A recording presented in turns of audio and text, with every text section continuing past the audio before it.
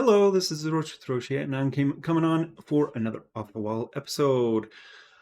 So today's topic is going to be climate change.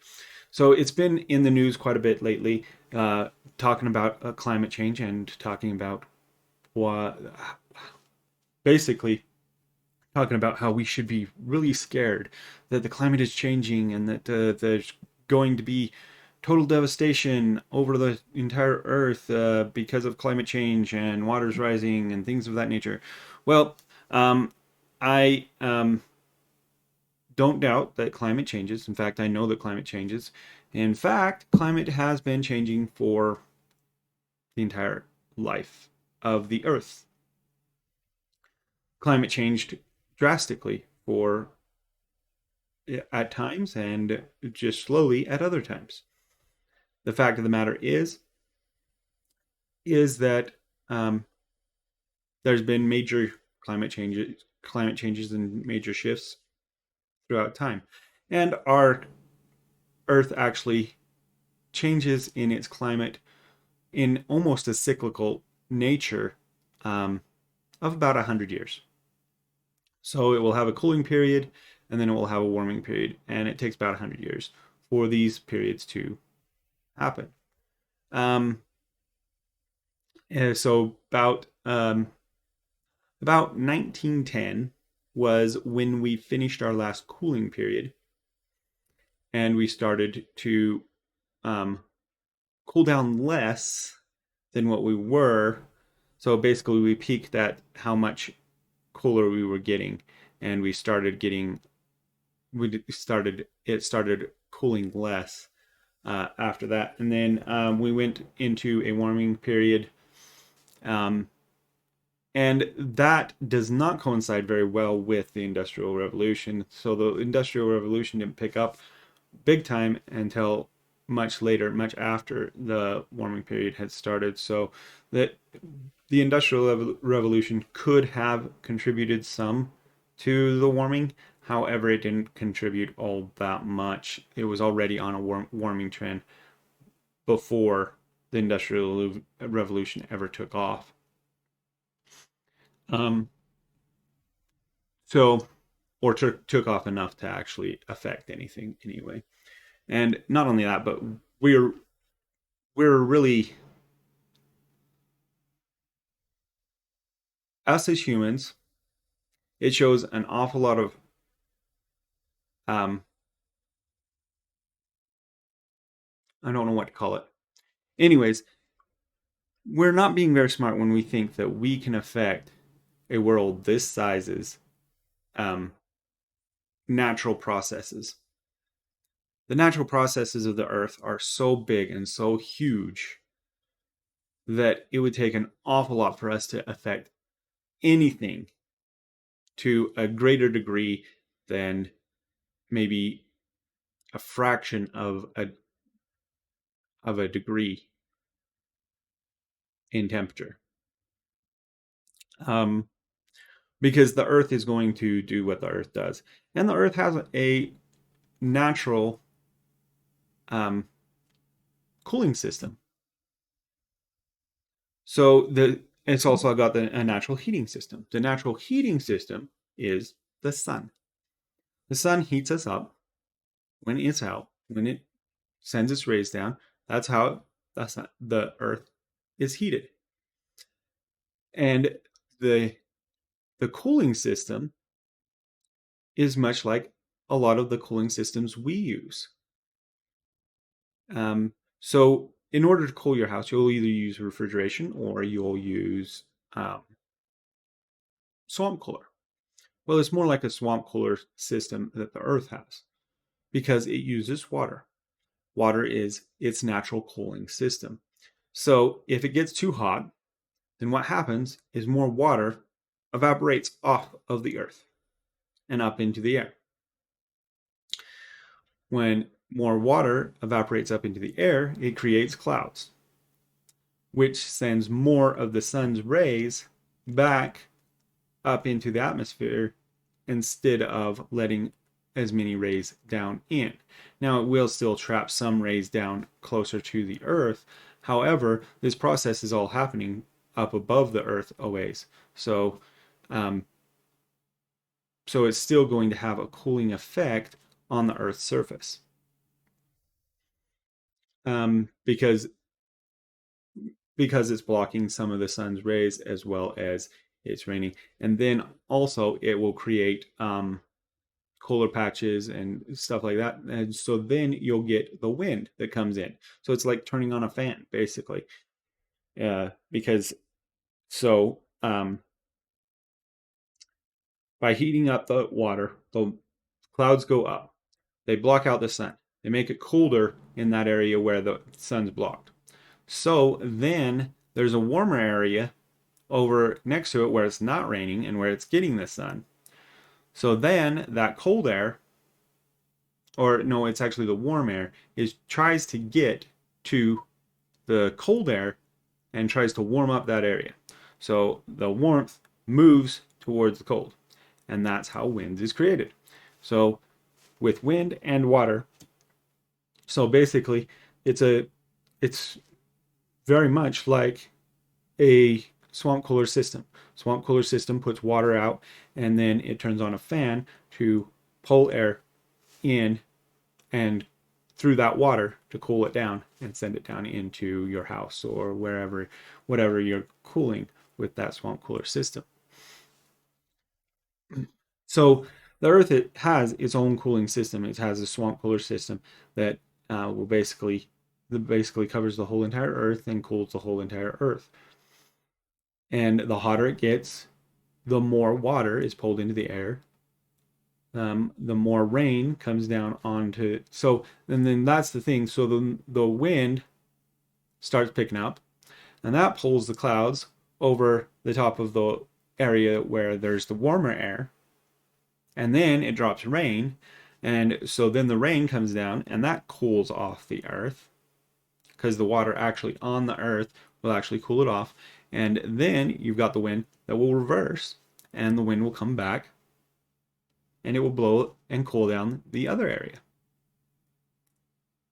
And so yeah, temperature is always trying to balance. It's always trying. So if there's cold air on one side and warm air on the other side, um, the warmth will try to drift over into the cold area and balance it all out.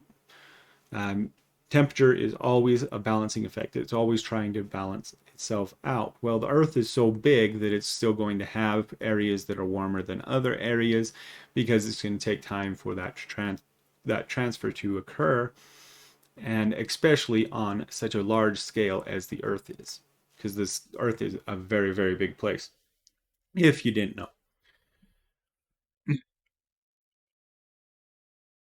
In fact, it's so big that it takes a while and it is hard to travel all around the world, of course. I mean, even with our jets and with the fastest travel possible, it's still going to take you nearly a day to travel around the world, or actually, probably more than a day to travel around the world. Because it took me, I went from here to Australia, uh, from Utah, where I live. I went from here to Australia, Perth, Australia, by the way, and that took me like 22 hours to go from one side of the world to the other side of the world. So you're looking at 2 days basically to get all the way around the world because half the world was 22 hours.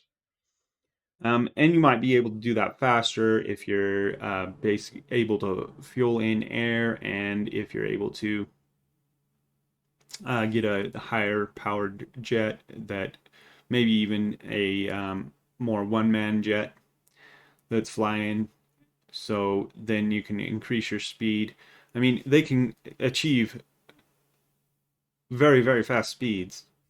And so you might be able to get it in a day, but it's going to be hard. It's going to be really hard. And you are going to have to like fuel in the air. To get the fastest time around the earth, you'd have to really, really plan this out and get this trip going. And yeah, you'd need a plane, you'd need a jet, you'd probably need one of the fastest jets. And I think that the fastest jet in the world right now is one of the US's warplanes. So yeah, you need to probably need one of those. You'd need to be able to have fueling planes meet you in the air at certain spots, and you're gonna have to slow down so that they can actually fill you up. And in the end, it's still going to take you probably a whole day to get all the way around the world. And you just are beating the speed of sound pretty much the whole entire time you're flying, other than when fueling. That's probably the only time that you're below the speed of sound. And that's pretty fast. It's not light speed, but it's pretty fast.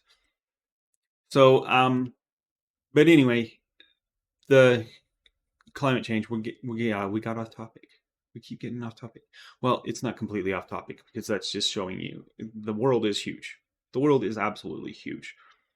You're you're not going to be able to say that the whole world is cooling and heating without having to do some major calculations because it's different for different areas. In fact, that's one of the other things. So you've got the northern hemisphere and the southern hemisphere. Well, the northern hemisphere, if it's warming, a lot of the time the southern hemisphere is cooling. And if the southern hemisphere is warming, then the northern hemisphere is usually cooling. So they switch their cycles basically. And that has to do with the tilt of the earth and the way it relates to the sun. So yeah, you're going to have temperature changes, but they're going to be, but if you compare worldwide temperature changes, then not going to be near as very, it's not going to vary near as much as you might think. It's actually going to be fairly well balanced uh, across the entire globe. So all indications right now as well are showing that we are peaking at on our heating trend, our warming trend, and we're going to be starting to go into a cooling trend fairly soon. And it's not anything to worry about. However, the fact of the matter is a warmer Earth is a better Earth for pretty much everything involved. So, plant and one of the big things that they complain about is carbon dioxide. Carbon dioxide is a gas in the air. A lot of the time, this gas does not stay down close to the ground. It actually goes up above the ground a fair bit. Well, no, it would stay down close to the ground because the plants actually use it. That's what the plants on the earth breathe. Plants breathe CO2. Humans and animals breathe oxygen. Humans and animals expel carbon dioxide. Plants absorb or breathe carbon dioxide, and they expel oxygen. So plants and animals have that connection where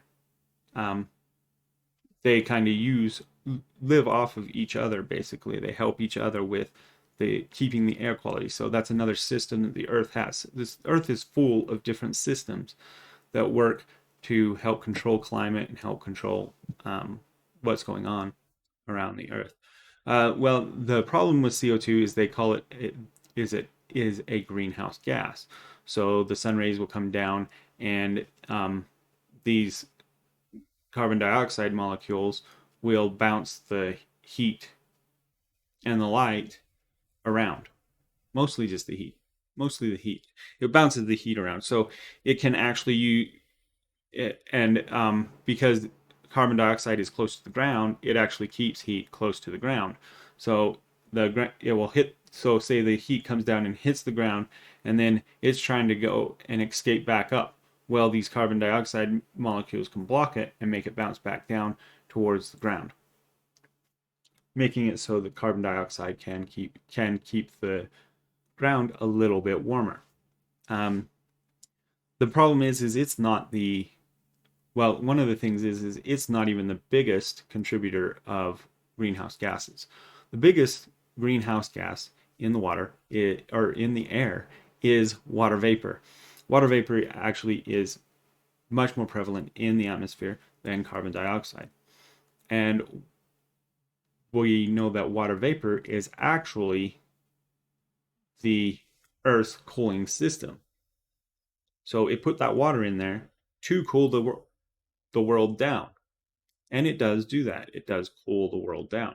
If you notice, after a storm goes through, not during the storm. So if the cloud cover is there, especially if it hasn't rained and there's just a cloud cover, it will actually kind of hold, it will kind of balance the temperature. It won't cool it down, it won't heat it up. What it will do is it will balance the temperature.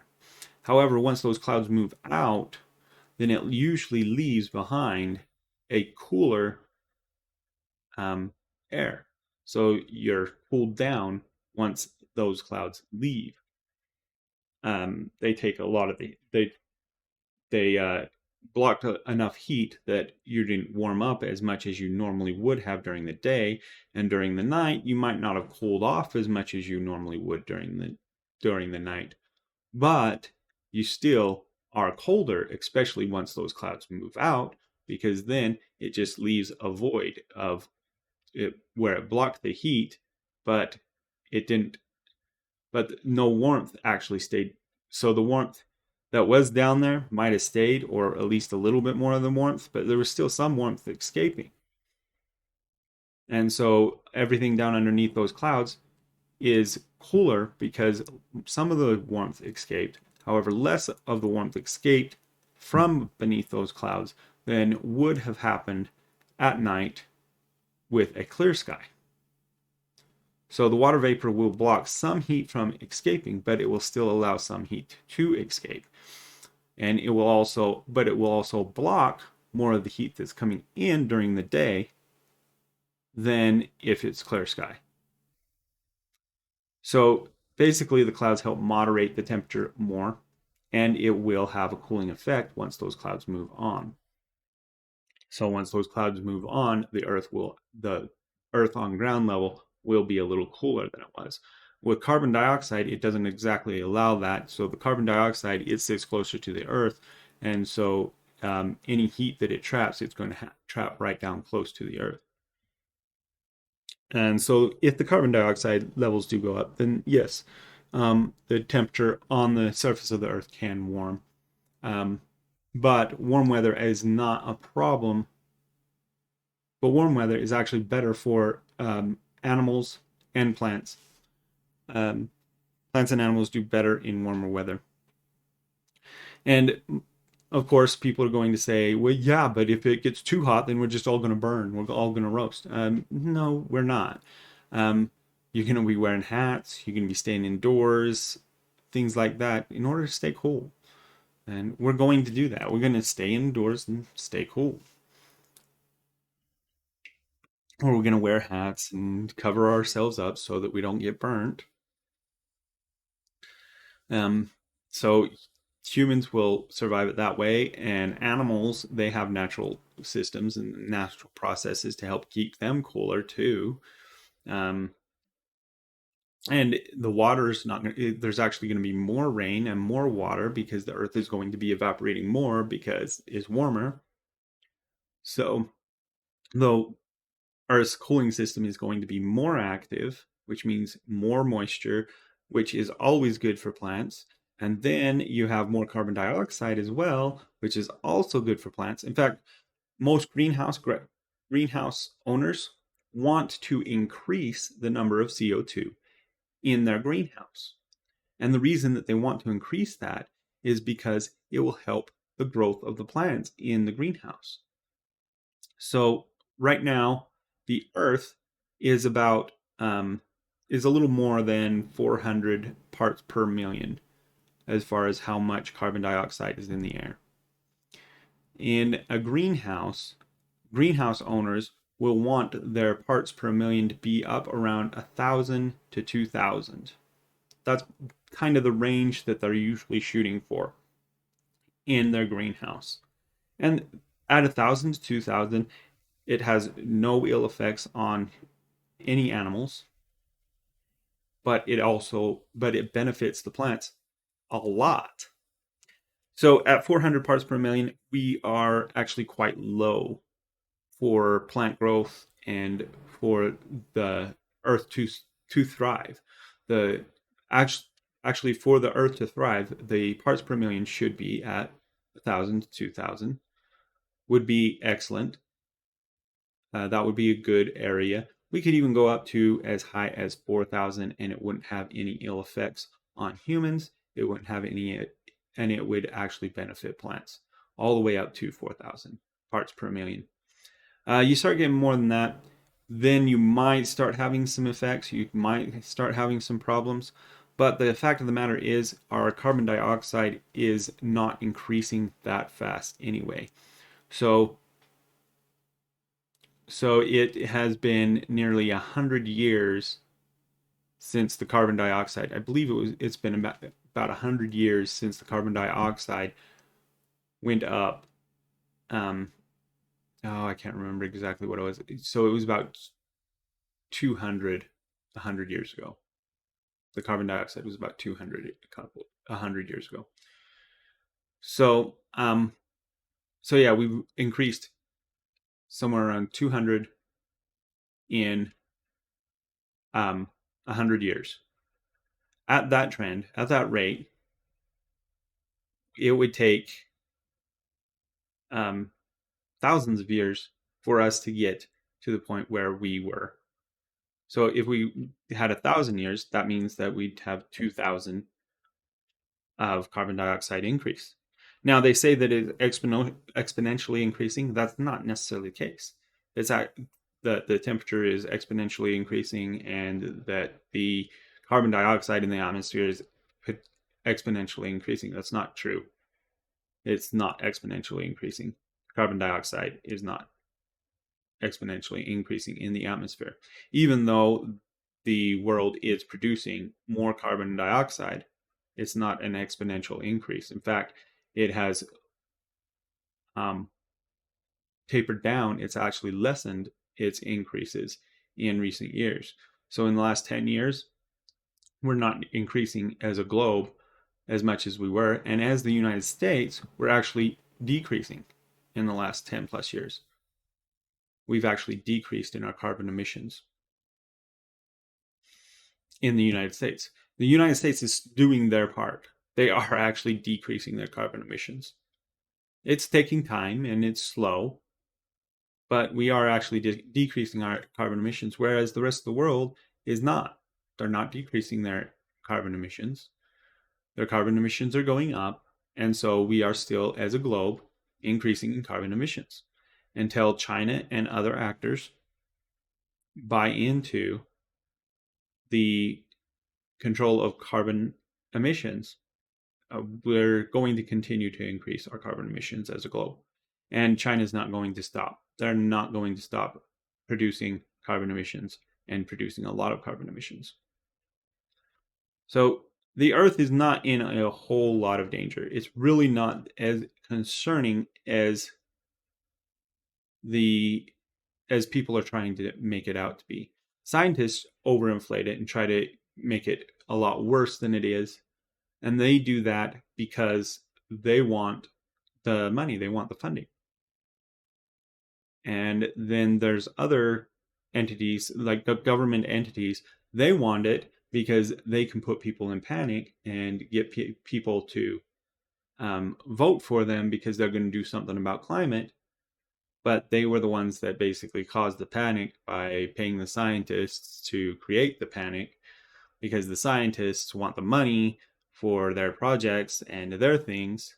And this might sound like it's somewhat conspiracy. It's not conspiracy, it's fact. That's just the way it goes. The money goes to the people that are going to actually create a panic, because the politicians want a panic so that they can use that panic as a point to advance their careers and keep them in office.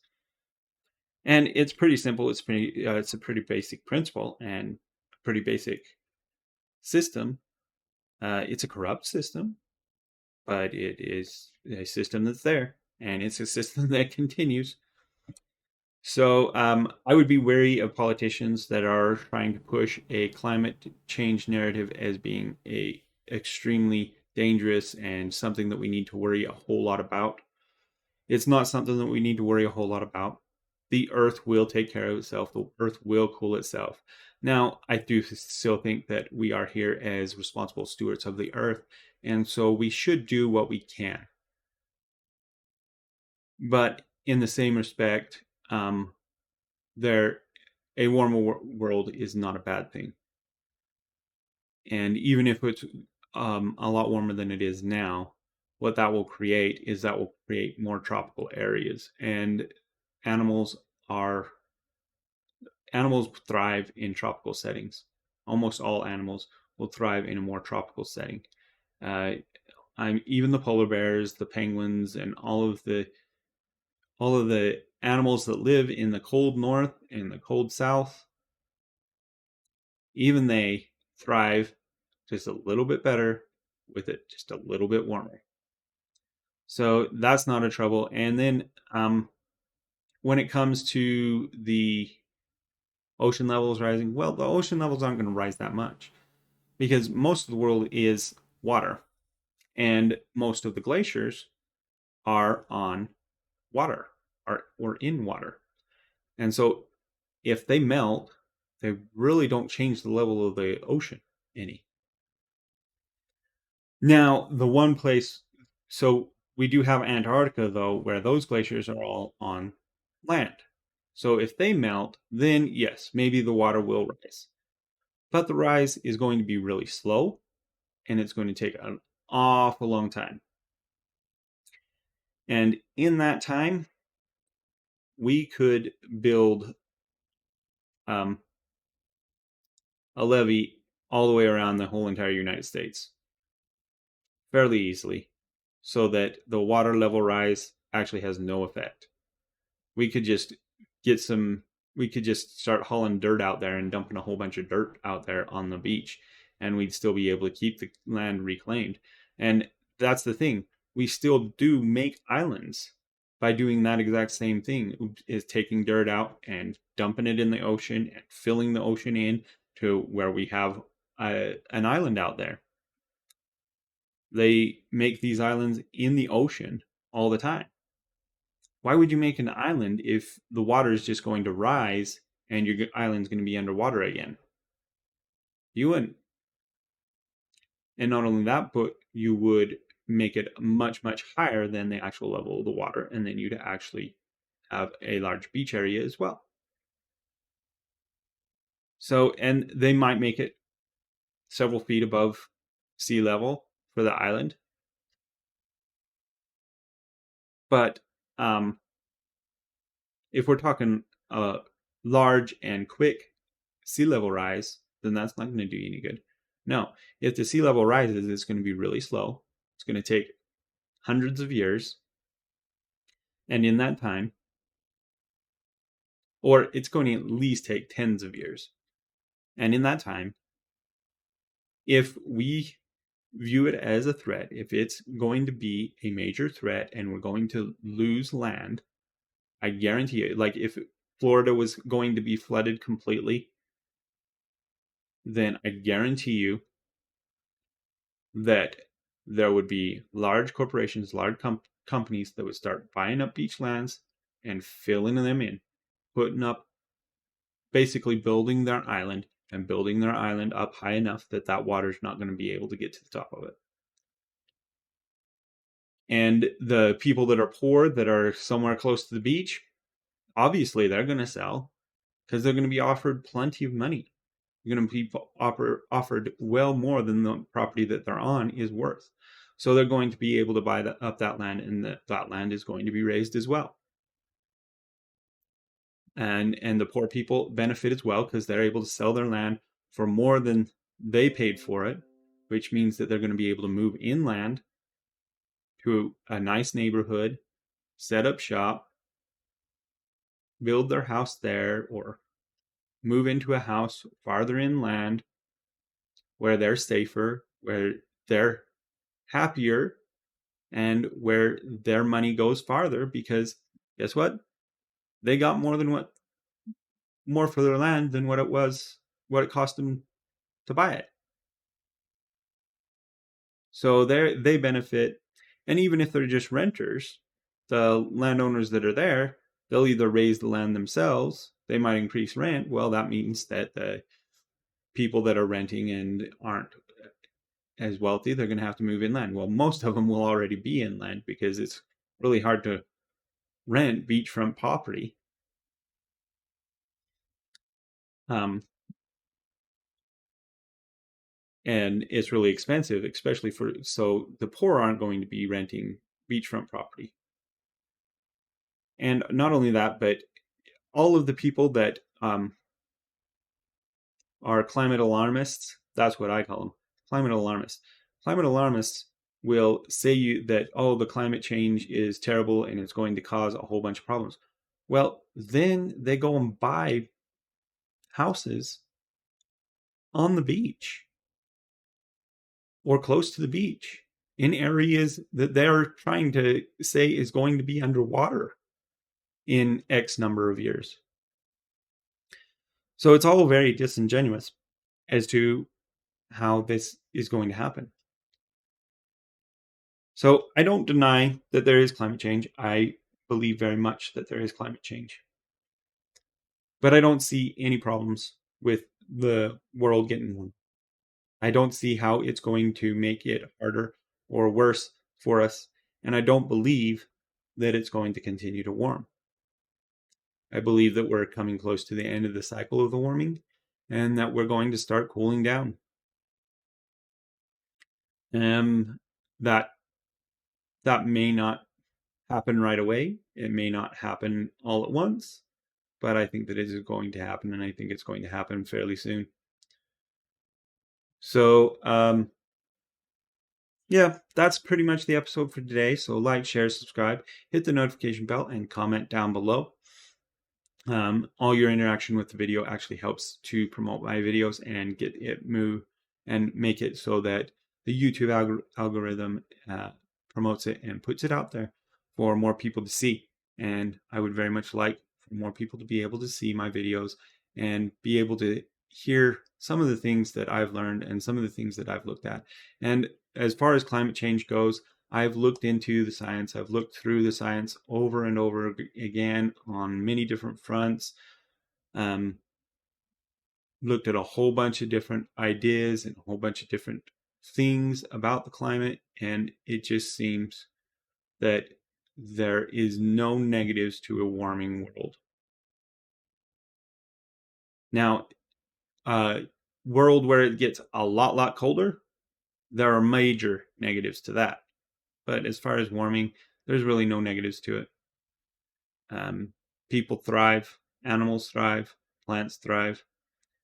It's just actually more carbon dioxide and warmer the world being warmer is a net positive on almost every front possible. So this is the Rosh Troshia, and you will see me in the next video.